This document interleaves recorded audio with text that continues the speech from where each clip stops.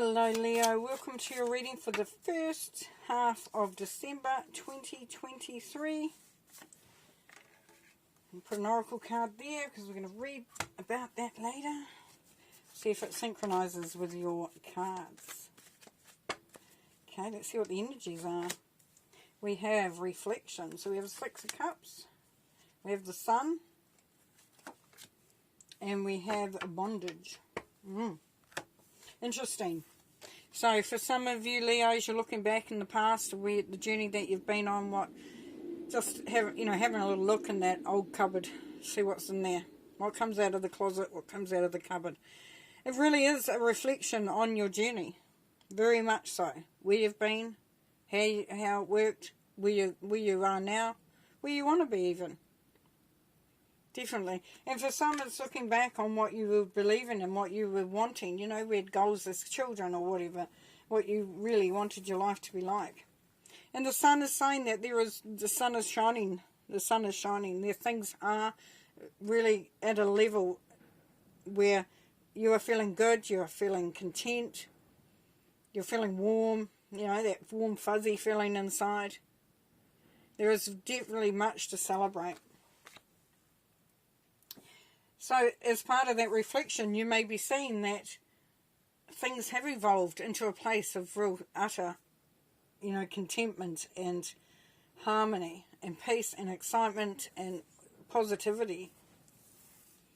But then we have this issues of control, freedom and bondage. For some, by holding on too tightly, for not being able to see the way clear, for wanting to control every moment of your journey, doesn't necessarily move towards freedom. But to believe that things will improve, to believe in the journey that you're on. For some of you, this will not mean a thing. You don't feel bound, you feel like you're moving forward, you're feeling the sun energy. And in this case, Spirit is encouraging you, Leo, to not let yourself be bound by old restrictions, old expectations, old whatever's. It's a great word, isn't it? Whatever's. Okay, let's do some clarifying. For the reflection of the Six of Cups, we have Seven of Cups, and we have the Magician. So the Seven of Cups talks about having options, maybe too many options.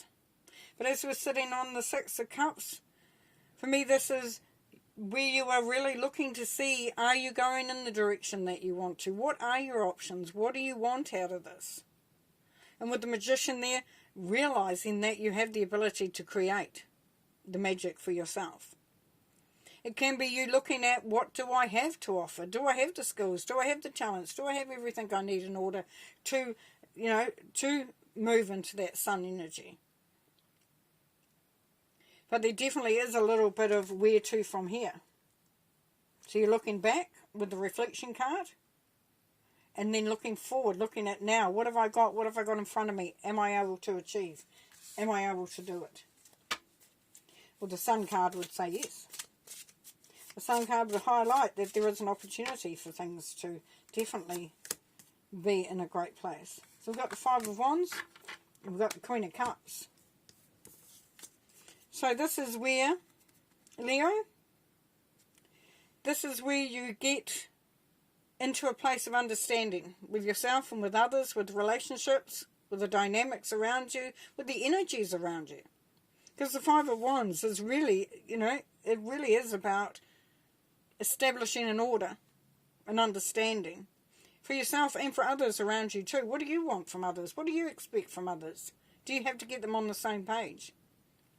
The Queen of Cups is definitely a nurturing, loving spirit, energy.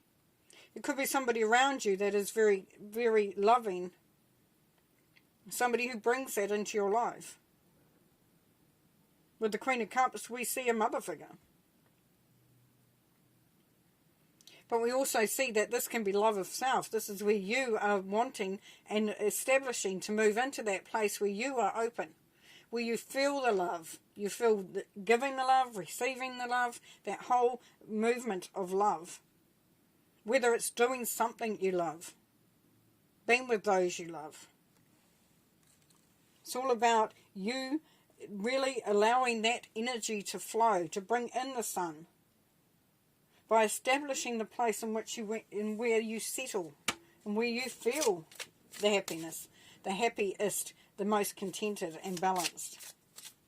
And then allowing either the love to come into you from someone else, or for you to just open up so that the love flows in all directions. Now with the bondage card, we have the moon and we have the Ace of Wands. So what we have here is you're not quite certain of the future. You're struggling to see what's happening. You feel a little bit, for some of you, that you're underwater, and that you're just waiting for the tide to turn so that you can come up for air. But the Ace of Wands says the opportunity is here now. This is where you become creative. This is where Spirit brings opportunities in for you. You may not be able to see the future, but the now is important. The time is now. The opportunities is now. There's new beginnings. And you have the Owl Spirit. You see clearly now. Let's have a look. Let's have a read.